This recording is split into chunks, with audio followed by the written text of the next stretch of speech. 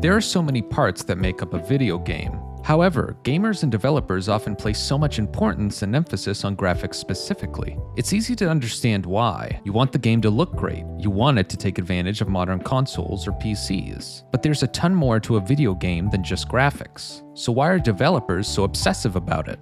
I would argue they obsess about graphics largely because gamers have historically cared a lot about it. For decades, this has not been the largest issue, as gaming in general has come a long way in such a short time. But since the last generation of consoles, the overall leaps in graphics have slowed.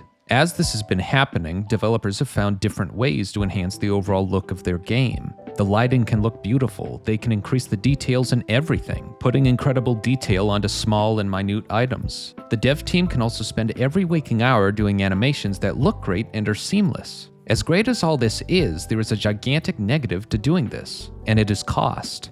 Why did Last of Us Part 2 take more than 5 years to develop, a 25-hour game that is not open world? Why was Red Dead Redemption 2's development cycle over 8 years? Because when you have games like these that focus on ultra-realistic, super detailed graphics on everything with seamless animations, it is incredibly costly. These games require huge amounts of money and time to make. Though Red Dead 2 took over 8 years to make, it also had over 1,600 people working on the game at various points, so you must pay those people, and pay those people for nearly a decade. It has simply become unsustainable for almost any game studio to push games forward graphically. If a studio can do this, it is either because they have a huge budget or it is because they focus on graphics while compromising other parts of their game. But most importantly, trying to have groundbreaking graphics leads to games that simply do not work well on the current generation of tech. As a developer, you can bump the RTX to max settings, make 4K textures for everything, have the most particle effects on screen, and showcase the most realistic facial animations in a game. But if the game does not run well or needs huge amounts of upscaling, then what was it all really for? We've seen it time and time again where devs have a huge focus on graphics and seem to forget that the game needs to run well because it's, well, a video game. That's disgusting.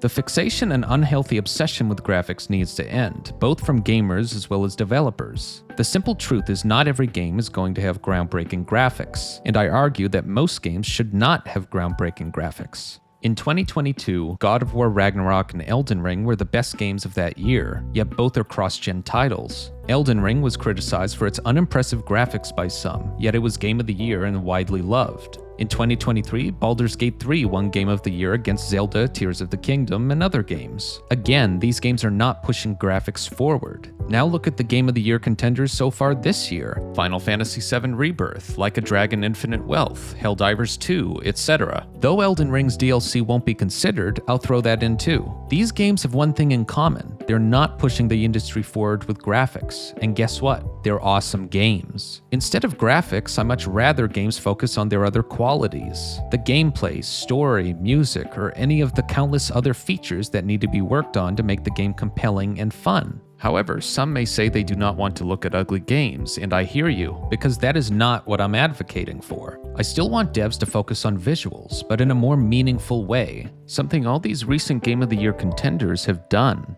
and that is having extremely great art direction. But why do I value art direction over pure graphics, and why should you? Well, there are many benefits. Art direction can elevate a boring-looking game to an awesome and unique one. It is also what makes games timeless. Games that came out years or decades ago can still hold up today because of its art direction. But more importantly, by focusing on art direction over graphics, it allows devs to create bigger and better games much quicker by focusing on those other parts of their games. Elden Ring and Final Fantasy VII Rebirth are perfect examples of what I mean. It took around 5 years to develop Elden Ring, which is long, but it's a game that provides players with hundreds of hours of awesome content in an incredible open world. Then it only took 2 years to put out its DLC that's the length of many AAA titles. Similarly, Rebirth was developed in 4 years and provides its own excellent world and premium content. Compared to many other AAA games, especially recently, these types of development cycles often do not produce games of this size and high-quality content. But it is possible when the focus is not on making a game with incredible, realistic-looking graphics. There are no clock hands in Rebirth? Yeah, that sucks. Anyway, I'm gonna enjoy exploring one of the most beautiful video games I've ever played.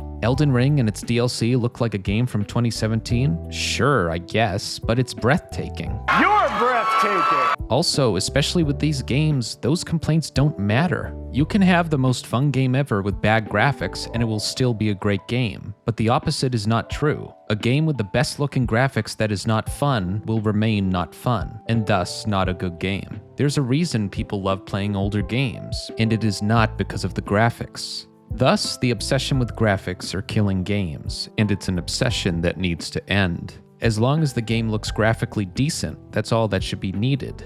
Always remember, great graphics now will inevitably be bad graphics in the future, so focus on what makes a game timeless. Everyone will be better off for it. Thank you for watching, and I'll see you all in the next video.